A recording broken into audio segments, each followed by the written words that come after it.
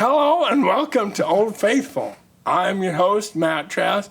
My thanks to Perfect Wave Productions. As always, Scott Gooch behind the camera and on the soundboard. My thanks, even though we're not featuring them, to Black Hills Blend, open at 2 locations here in Rapid City. And we should get some, I think you can do online orders if you wanted to order some coffee for them. We won't do that today because I don't know it. On to the damn show, because I am so excited you might get to see me come unraveled on my own show. I had the idea for this show about 2.5 years ago. And this guitar in the camera was one of the guitars I definitely wanted on this show. Way before I ever started the show. It was owned by a man, we're gonna talk more about him. Yeah. And he had retired the bass. He played in a band here in Rapid City. He had retired this bass about 15 years ago, and he had started playing a Tobias, but I thought, man, I need to start that show, and I need to have him bring his old precision bass on the show. And shortly after I started the show, he passed away, unfortunately. And I thought, I'm never going to see that bass again. And my friend Don Lerdal called me last week, and he said, did you know a man named Chip Bradley? And I said, yes, I knew a man named Chip Bradley. Ladies and gentlemen, we have 2 stars, and the one with the mouth is Rapid City's very own Don Lerdal, who brought in Chip Bradley's bass for us to view. Why don't you tell us more about this bass, Don? This is maybe, I bought a lot of instruments, as you know. This bass is one of the coolest things I've ever bought. It is, when I realized your show was Old Faithful based on people's instruments and how the connection is between the instrument and the player. Right. This bass really just epitomizes Old Faithful. Absolutely. This wasn't Chip's only bass in his career. He started in Arizona when he was 17, so he played a few basses, before he got this one. But he got this bass when it was new, and we might go over some of the folklore around that, about how he got this bass. And basically, this bass was Chip's only guitar until he got that Tobias in his entire career, which is pretty amazing to me. You see people go through instruments one after another, but Chip, and we'll go through what some of the wear is on this bass, but it's so amazing to me that it's totally honest wear and totally original. Just an amazing instrument. Well, I saw a picture of Chip. We had at his memorial, Lila, his wife Lila, brought a great promo shot of Chip playing with a band early 60s when this bass was new, with a band called Doc Holliday in Las Vegas. Okay. And of course, the story that Chip shared with all of us was that Leo Fender presented the band with gold instruments, which back in that time, Leo Fender was friends with a lot of musicians, and there's somewhere written, it seems to me, that there was a story that Leo Fender liked gold guitars. He gave Eldon Shamblin and Bob Wills a gold Stratocaster that's a famous guitar. Right. So that story kind of fits in the lore of who Leo Fender was and how he treated musicians and befriended musicians, So Chip would share that story that Leo gave him to, and it's certainly not out of the realm of possibility. Sure. So. What do we know about that band? What kind of music did they play, and how many pieces? I don't know anything about that band. Really? Just what I saw on that promo shot, and I don't know if it was around that same time, maybe a little after, that Chip played with a band called the Hollywood Argyles. Okay. They had that song Alley Oop. Oh, all right. And I don't know if Chip was with them when they had that hit, but he played with the Hollywood Argyles too. So this bass was played in the Hollywood Argyles wow. as well. So, and then numerous other bands and just all those years. And here's the great thing about this bass, and you know Chip too. Yeah. And I probably had met Chip 40 years ago, but here's the real tell, because if you know Chip Bradley, and this is how he played, just like that. Yeah. So his thumb, or this part of his thumb rested right here. Right. That's responsible for this. Right. Literally, there's a hole. There's a hole right there. Okay. So then his thumb rested here. Right. And then he would. That's how Chip played. Look at this, Matt. That is worn through the fingerboard. Wow. And into the metal. Oh my goodness. That's how much. You couldn't relic this guitar if you wanted to. There's no way. You know, that amount of honest wear is just unheard of, and it's such a gas.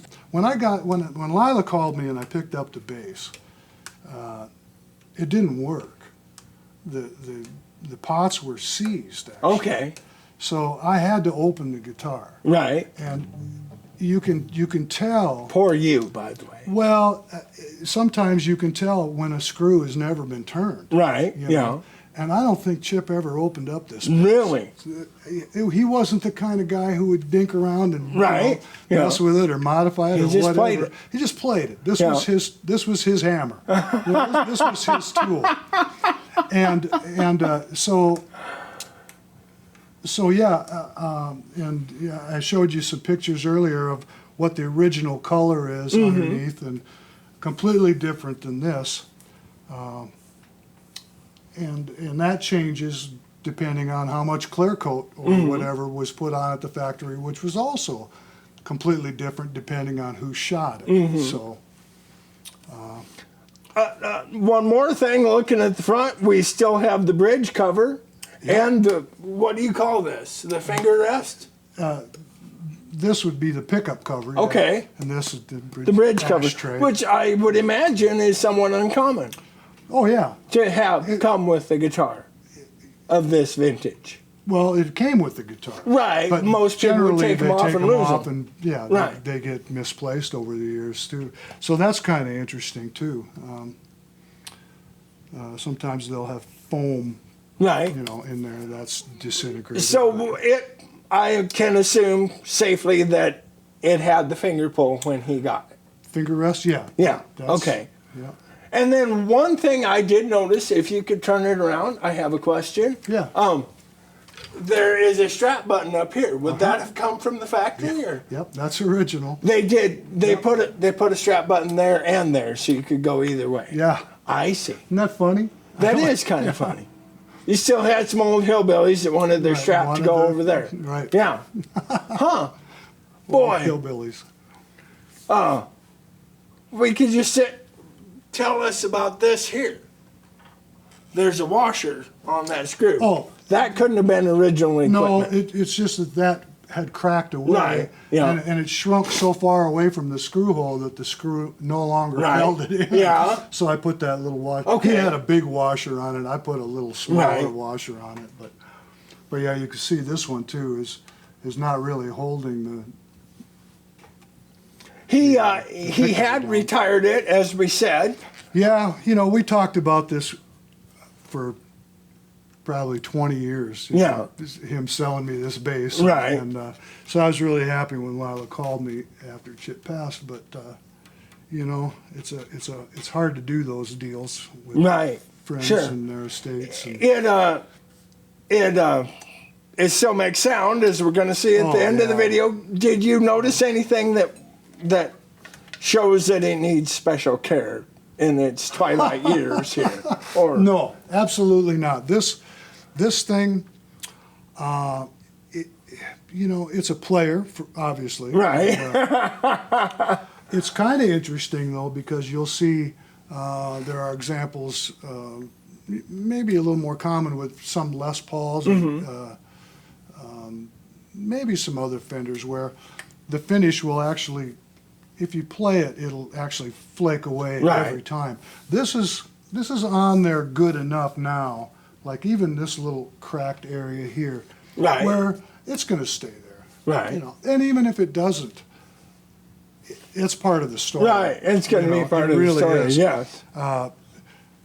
This is like heavy relic times 10. Yes, and absolutely 100% authentic. And you can, yeah, absolutely. And you can see that when I first got the bass, I thought that this might be gold paint, Right. which would indicate a matching headstock. Sure. Well, that's not the case. This is actually the nitro lacquer. Okay. And the reason you can tell that is because during this period of time, Fender always put the decals over the finish. Right. So what you see under there is the original finish, the original By lacquer. golly, you do, don't you? And this is bare wood. Right. And all of this is yellowed lacquer, what's left of it. So That's incredible. completely, totally honest wear. And, Right. And yeah, just an amazing piece of history for really a cool guy. Yeah, You know? it really, truly is. I'm at a loss for words. I can't remember what I was even going to say now. Good night. Thank you. Been a hell of a show. We've looked at a 63 precision bass. We've managed to name drop Hank Marvin and Eldon Shamblin. Okay. Ladies and gentlemen, I'm having the time of my life right here. Me Is too. there- This is fun. Yeah, it is fun. Is there anything, did he write any songs? Do we know that? You know, I don't know. Okay. I don't know if Chip was a writer. I really don't know the answer He to that. mostly was quite happy to play bass guitar. He sure was. In a band. He sure, and travel. Right. The guy worked and worked. And He really worked, did. You know, that band would be in, he'd say, well, we're playing in Buffalo this weekend. And I'd say, Buffalo, South Dakota? He'd go, oh, no, we're going to Buffalo, Wyoming. We'll be in Buffalo, South Dakota next week. Yeah. You know, just traveled all over. He had finally hung it up last year sometime, I think. Yeah. Like 6 months before he died, I think. Yeah, it was pretty close. We're going to play it through this today, this SWR Black Beauty head. I believe he played it through one of those ubiquitous Behringer solid state. Well, I sold him a Fender Bassman that he used most of that. Oh, really? That 68 Fender Okay. Bassman. And I think Lila still has that. Okay. But, you know, I'm going to share my favorite story. Oh, absolutely. Well, now I've got lots of stories about Chip, but this happened last year. There was a situation that came up where him and Lila I think they just decided to just cut loose for a few days. Right. And disappear for a while. The details aren't important for the purposes of this story. But Like young rebels will do. yeah, rebels in the right. 80s. So I get a phone call from the sheriff's department Oh, on my cell phone. Right. And they asked, we found your number, or found this name in your cell phone. And do you know the whereabouts of Arlen and Lila Bradinger? And I told the sheriff, I said, I have no idea who that even is, and I don't know why they'd have my number in their cell phone.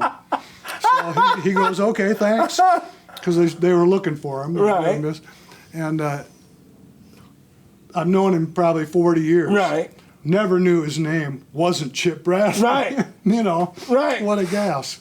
I didn't know his name was Arlen Bradinger until after he died, actually. Yeah. And he's probably up in heaven yelling at us right now for and mentioning it. laughing at us. Yeah. Remember my sponsorship with Trask Hay LLC, large round and square bales, 515-0858.